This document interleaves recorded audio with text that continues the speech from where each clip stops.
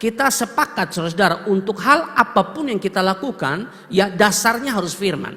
Ya, dalam hal memilih pasangan, dasarnya juga harus firman. Dalam hal mencari pekerjaan, dasarnya harus firman. Bagaimana melayani dengan baik, dasarnya harus firman. Pokoknya dalam semua hal harus kembali kepada firman. Karena kalau kita berdiri bukan di atas dasar firman, maka sudah pasti saudara, ya sikap kita, tindakan kita tentu melenceng dari apa yang Tuhan mau. Kalau kita mau supaya Tuhan tuh senang dengan tindakan kita, sikap kita, ya berarti harus sesuai firman. Tidak bisa di luar dari firman. Makanya Mazmur 119 ayat 9, dengan apakah seorang muda mempertahankan kelakuannya bersih dengan menjaga sesuai dengan firman-Mu. Jadi tentu harus berdasarkan apa yang Tuhan mau dalam kitab suci.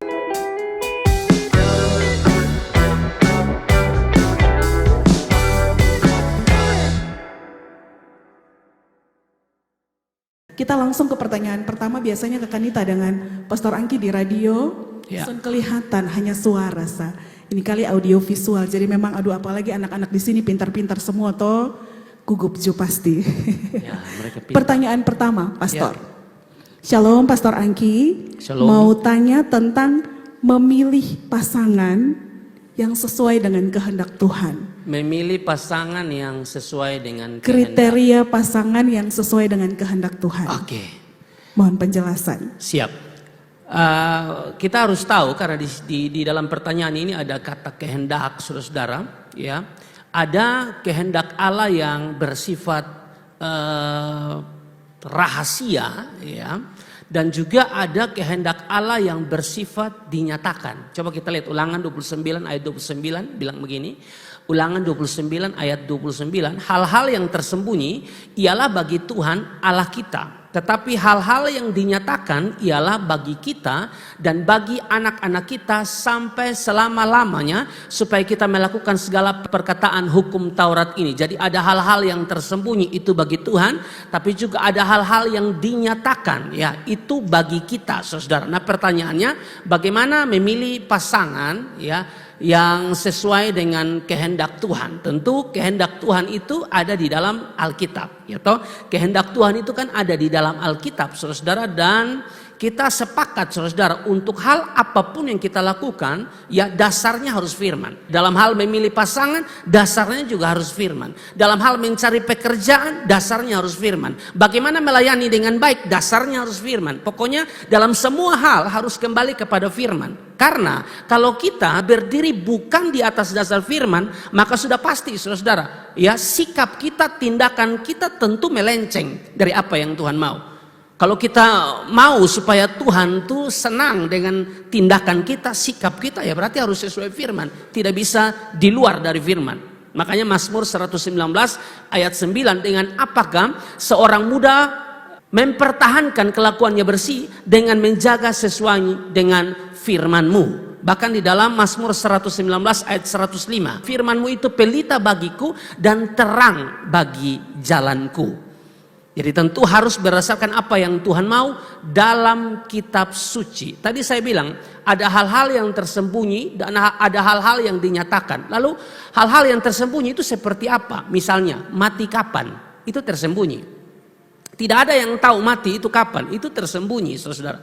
Itu urusan Tuhan. Urusan kita menjalani hidup ini dengan penuh syukur. Soal kapan mati itu urusan Tuhan. Menjalani hidup ini dengan terus percaya kepada Tuhan. Ya, satu-satunya pribadi yang menyelamatkanku.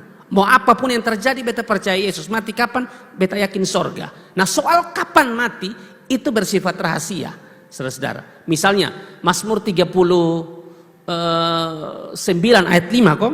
Mazmur 39 ayat 5. Mazmur 39 ayat yang kelima bilang begini, saudara.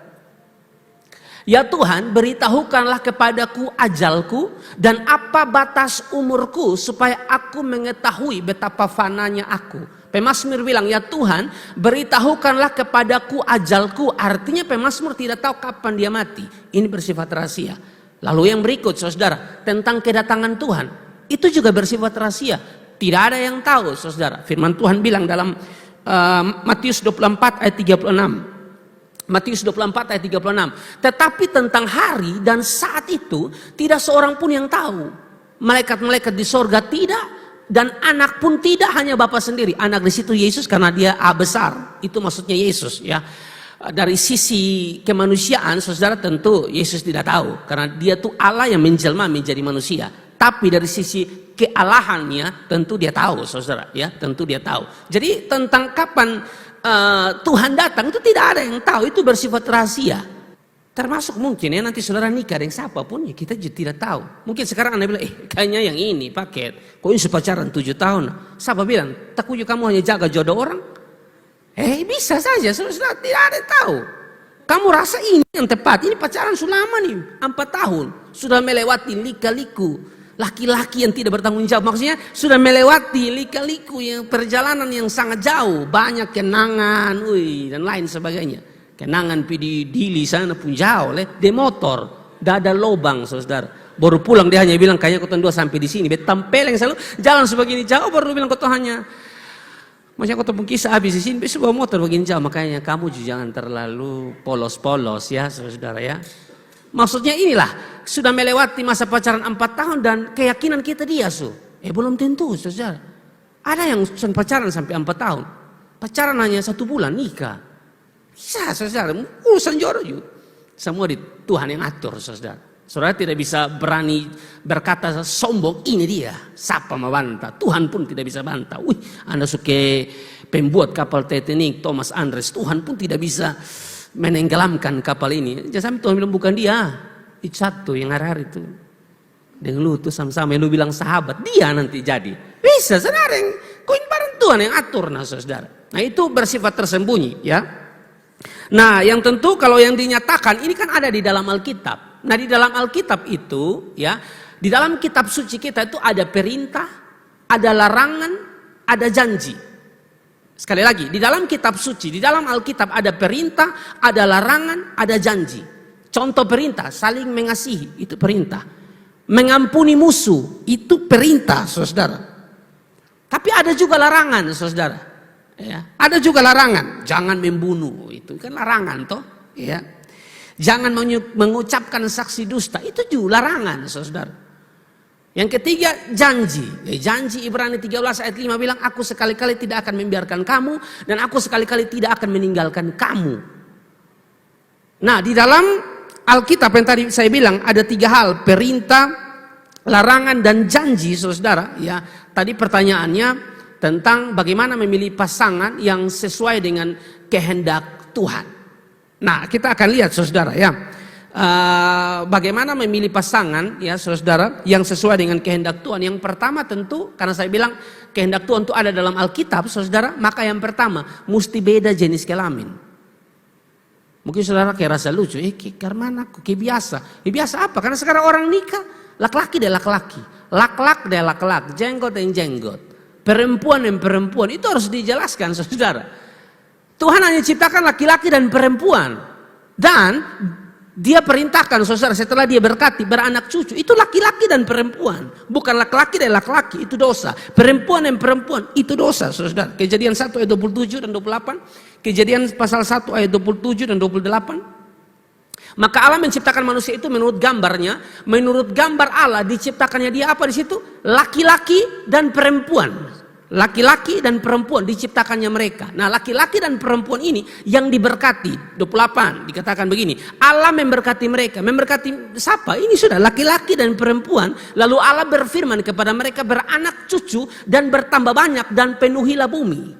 Harus beda jenis kelamin, laki-laki dan perempuan. Perempuan dan laki-laki, bukan laki-laki dan laki-laki. Itu melanggar aturan.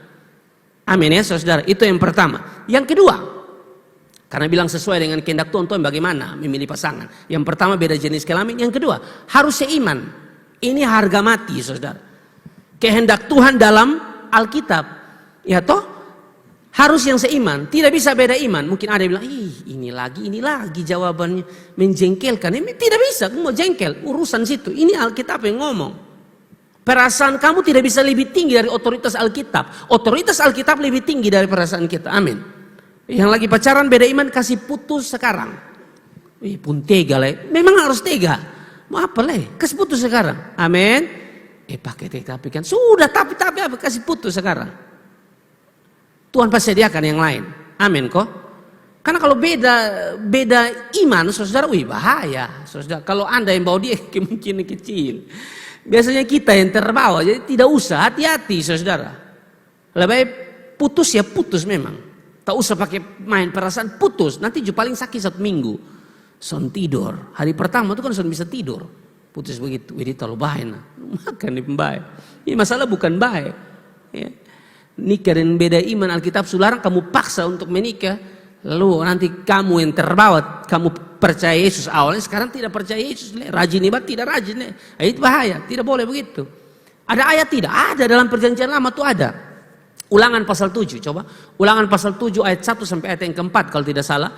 Apabila Tuhan Allahmu telah membawa engkau ke dalam negeri kemana engkau masuk untuk mendudukinya. Dan ia telah menghalau banyak bangsa dari depanmu. Yakni orang Het, orang Girgasi, orang Amori, orang Kanaan. Lalu ayat 2, lompat. Ayat 2, dan Tuhan Allahmu telah menyerahkan mereka kepadamu sehingga engkau memukul mereka kalah, maka haruslah kamu menumpas mereka sama sekali. Janganlah engkau mengadakan perjanjian dengan mereka dan janganlah engkau mengasihani mereka. Ayat 3, janganlah juga engkau mengawin dengan mereka. Anakmu perempuan janganlah kau berikan kepada anak laki-laki mereka ataupun anak perempuan mereka jangan kau ambil bagi anakmu laki-laki. Ayat 4, sebab mereka akan membuat anakmu laki-laki menyimpang daripada aku sehingga mereka beribadah kepada Allah lain. Maka murka Tuhan akan bangkit terhadap kamu dan ia akan memunahkan engkau dengan segera. Kalau saudara tidak mau mengalami murka Tuhan, jangan melawan apa yang dia sudah katakan dalam firman. Amin.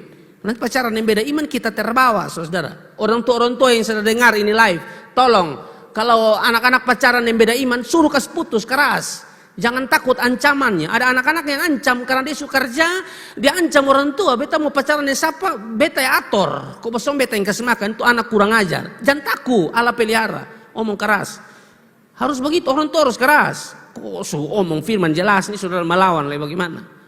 Lalu yang berikut 2 Korintus 6 ayat 14. 2 Korintus 6 ayat 14.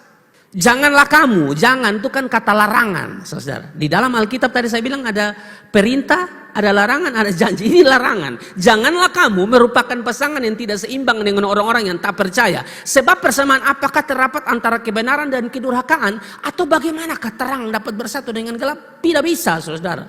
Tidak bisa. Ya, tapi mungkin Anda bilang begini, karena dasar Anda bukan firman, tapi kehidupan orang, Anda bilang, tapi itu nom baik kok Pak, dosen pernah bakalai. Yang Kristen nom bakalai terus, tapi dosen pernah bakalai. Yang satu jalan lain, dan satu jalan lain, yang satu iman lain, dan satu iman lain. Tapi dompung hidup akur, tapi hidup akurnya mereka tidak bisa dijadikan dasar untuk Anda ikuti, tidak bisa. Amin kok. Jadi yang pacaran beda iman dong, kasih putus sekarang. Wih sakit kah? Oh lebih sakit. Lebih sakit sekarang, toh daripada nanti menyesal. Jadi harus yang seiman, saudara. Ya. Lalu yang berikut, yang ketiga ini saya tambahkan, ini memang perlu mesti kerja keras. Cari pasangan tuh yang kerja keras, bukan yang tanganga, yang main game. Jangan cari model begitu dong. Nanti lu pacaran lu usah yang bocor terus, kamu usah yang rugi paling banyak. Lu juga laki-laki dong, tolong seimbang. Ini hari dia traktir, kamu traktir balik. Bikin malu, lebih anak amazing youth. Bikin malu, lebih anak amazing grace, bengkel orang berdosa. Lu ini masuk bengkel sentuh sembuh, makanya mobilnya rusak terus. Tolong juga kalau dia traktir, kamu juga traktir. Amin. Bukan persoalan makan apa. Tapi maksudnya lu adalah begitu. Sedikit lu ada tanggung jawab sedikit. Amin. Jangan hanya modal nyawa, tapi bilang kata akan menikah. Pokoknya paket menikah, anak-anak. Namun lupa malas begitu. Dan itu sudah lihat dari sekarang di pacaran nih, main game terus. Karena mana? Main game boleh tidak paket? Salah atau tidak? Ini langsung juga saya tahu, tidak salah. Selama saudara main game, saudara atur waktu dengan baik. Ya memang waktu kosong dan memang ada pusing nih banyak pelajaran, sudah main game sedikit, begitu. Tapi ada batas, ada waktu, saudara. Ini kue sudah datang toh. Ini sudah bilang apa, saudara? Ini luar biasa. Aduh, ini geseran Alkitab dulu supaya ini seolah-olahnya kasih beta lalu Kanita tidak dapat kue ya. Oke, saudara. Ini paket minta kopi tadi. Jadi begitu, mesti kerja keras, saudara. Tidak bisa tidak kerja keras. Pikir masa depan. Kita juga pilih pasangan ini tidak hanya yang seiman saja, ya toh. Tapi dia juga, maksudnya saudara juga lihat dia nih ada kerja keras begitu. Bukan dia dapat berapa, tapi dia ada keinginan untuk kerja. Itu penting, saudara. Kalau saudara kerja, saudara punya keinginan, malas, tidur selamanya. Oh, itu repot, saudara. Pengkhotbah 9 ayat 10. Pengkhotbah 9 ayat 10. Pengkhotbah 9 ayat 10. Segala sesuatu yang dijumpai tanganmu untuk dikerjakan, kerjakanlah itu sekuat tenaga, karena tak ada pekerjaan, pertimbangan, pengetahuan, dan hikmat dalam dunia orang mati kemana engkau pergi. Selama saudara hidup nih, tolong kau kerja begitu. Kerja keras, tidak bisa kita tangan asa. Saudara kerja, sebegitu kalau saudara kerjanya kasih masuk lamaran baincong hanya tangan, tapi pikir nanti beta nikah, ini beta akan, wih lu sama ke mana? Hotel juga urus, memang pasti kalau ada kerja. Boleh Anda bermimpi, tapi mesti terlihat juga dari tindakan Anda. Memang orang pemalas itu banyak keinginan. Orang pemalas itu banyak keinginan. Coba Amsal 13 ayat yang keempat. Ini yang bilang pemalas banyak keinginan ini. Hati si pemalas penuh keinginan. Pemalas tapi penuh keinginan. Nah, tetapi sia-sia, sedangkan hati orang rajin diberi kelimpahan. Memang begitu. Pemalas untuk banyak keinginan. Mau handphone inilah, ya tuh mau motor inilah, mau nanti cewek yang inilah. Pada pemalas. Aduh, repot saudara ya. Amsal 6 ayat 10. Nah, ada yang begini, ini yang orang-orang pemalas. Tidur sebentar lagi, mengantuk sebentar lagi, melipat tangan sebentar lagi untuk tinggal berbaring. Jadi otak tuh hanya tidur. Tapi keinginannya kaya sama dengan menghayal. Kamu menghayal. Tidur sebentar lagi, mengantuk sebentar lagi. Bisa main game, bisa nonton film Korea tidak ingat waktu, bisa. Tidur sebentar lagi, mengantuk sebentar lagi. Di kantor tuh mengantuk. Malam. Pulang sejam 7 kerja, jam 1 mulai nonton. Wih itu jam 2 dia menangis ini sendiri, jam 3 dia ketawa. Lu kayak orang gila. Maksudnya karena nonton film Korea mungkin ya. Pagi mengantuk. Nanti bakal tuh mulai orang masih mulai orang ini muka kenapa begini? Karena dia son tidur. Bisa juga game, nah, banyak kemungkinan. Bisa juga stres karena ditinggal pacar. Pokoknya begitu banyak. Pokoknya orang malas tuh begitu. Identik dengan banyak keinginan, lalu tidur sebentar lagi, mengantuk sebentar lagi, melipat tangan sebentar lagi. Harusnya jam guru mengajar tuh jam dia dengar, itu dia jam dia tidur. Makanya kau dia sendap apa-apa. Begitu. Tapi kalau tanya cita-cita apa, beta yakin gubernur. Lu gubernur kemana? Kalau lu masuk sekolah satu minggu hanya 1 kali masuk, sebegitu lu masuk lu hanya tidur, melipat tangan dan tidur. Security pun orang tolak. Amsal 10 ayat 4. Amsal 10 ayat 4. Tangan yang lamban membuat orang miskin, tetapi tangan orang rajin menjadikan kaya. Tangan yang lambat membuat miskin. Memang betul, soal berkat itu Tuhan yang atur. Tuhan itu sumber berkat. Tapi Tuhan sumber berkat tak berarti kita membuang sisi aktif kita. Itu tidak bisa. Harus tetap kerja keras. Nah, karena saya bicara dalam konteks pemuda yang tidak semua bekerja, pemuda dan remaja, ada yang masih sekolah, maka sekolah baik-baik, belajar sungguh-sungguh, ya berjuang, kerja keras itu. Supaya nanti Tuhan siapkan yang terbaik buat Anda, ya. Jadi itu ya, untuk memilih pasangan berdasarkan apa yang Tuhan mau, ya itu sudah. Baik, terima kasih. 3, yang 2 di atas, salah satunya harus beda, salah satunya harus sama. Yang beda jenis kelamin, yang sama harus seiman, teman-teman. Pekerja keras juga. Kasih tepuk tangan buat Tuhan Yesus.